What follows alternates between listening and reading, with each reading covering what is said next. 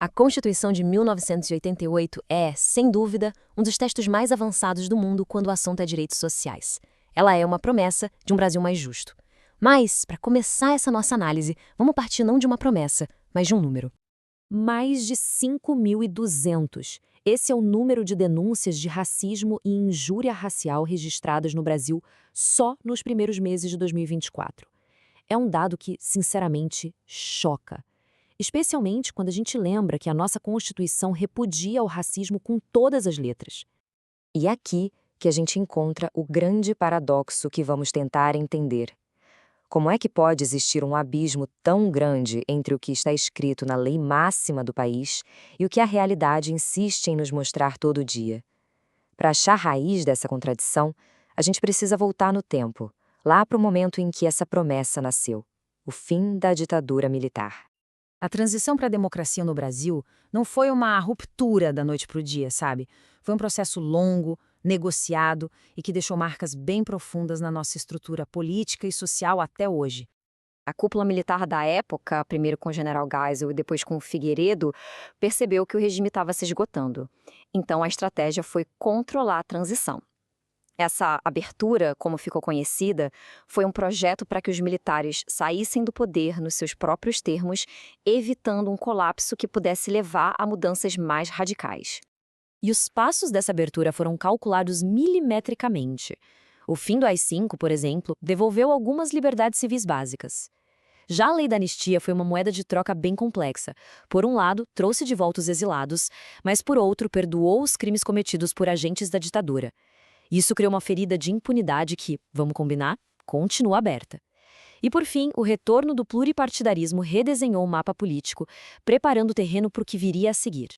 Só que essa transição toda calculada nos palácios de Brasília não contava com um personagem que ia mudar completamente o roteiro: o povo brasileiro, que decidiu que não ia mais esperar. Essa pressão popular explodiu em duas frentes principais. De um lado, no campo econômico e político, as greves dos metalúrgicos do ABC Paulista, que simplesmente pararam o coração industrial do país.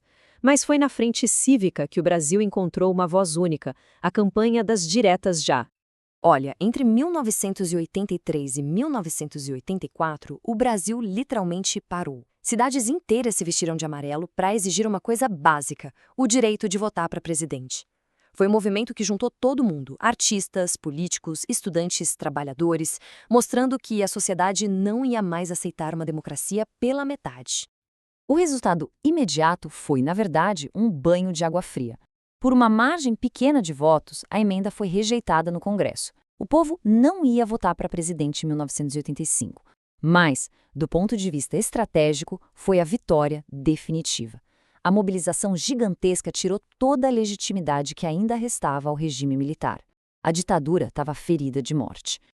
E foi nesse cenário, com a ditadura sem fôlego e a sociedade civil pulsando, que o Brasil teve a chance de se redesenhar do zero, de escrever um novo pacto social.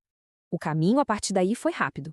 A eleição indireta de Tancredo Neves, mesmo com a tragédia de sua morte, selou o fim do ciclo militar. Mas o passo fundamental foi a convocação da Assembleia Constituinte. O Congresso Nacional virou um caldeirão de debates, com uma participação popular que nunca tinha sido vista. Movimentos indígenas, negros, feministas, sindicatos, todo mundo foi para Brasília para garantir que suas vozes e direitos estivessem no novo texto. E o resultado foi revolucionário. Não é à toa que a Constituição de 88 ganhou o apelido de Constituição Cidadã. Ela não só restaurou direitos, mas criou novos. Universalizou a saúde com o SUS, uma coisa rara no mundo.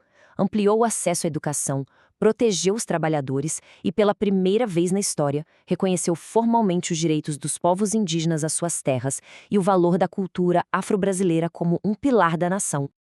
No dia da promulgação, o presidente da Assembleia, Ulisses Guimarães, soltou essa frase, que se tornou icônica. Era um aviso claro para o futuro. A Constituição não era só uma lei, era o símbolo da própria pátria redemocratizada. E cumpri-la não seria uma opção, mas um dever de todo cidadão. E essa advertência do Ulisses nos traz direto de volta para o presente. Porque, mais de 30 anos depois, a grande luta do Brasil ainda é fazer com que as palavras tão bonitas da Constituição se tornem, de fato, a realidade do país. Acho que não tem definição melhor. A Constituição de 88 entregou a planta de um novo Brasil, mas a construção desse prédio ainda está longe de acabar. A estrutura está lá, mas muitas paredes ainda precisam ser levantadas, e vários acabamentos essenciais ainda estão faltando. E este quadro mostra exatamente onde a construção parou. A promessa de demarcar as terras indígenas esbarra em conflitos violentos e na lentidão do Estado. A garantia de igualdade, lá no artigo 5º, se quebra de jeitos diferentes para cada grupo. Para as mulheres, isso se reflete na diferença de salário e na violência doméstica. Para a população negra, se manifesta na discriminação diária, aquela que aquele número lá do início nos mostrou. O direito à moradia, tão claro no papel, confronta a realidade de milhões que vivem em condições precárias. A promessa é uma só, mas as falhas são muitas e estão todas conectadas. O que nos leva à pergunta final. A Constituição Cidadã não é um documento estático guardado numa gaveta. Ela é um campo de batalha diário. A questão que fica não é só como essas promessas vão ser cumpridas, mas quem vai terminar essa obra. Quem vai garantir que as próximas gerações herdem um país completo e não apenas uma promessa no papel. Essa é a construção que define o futuro do Brasil.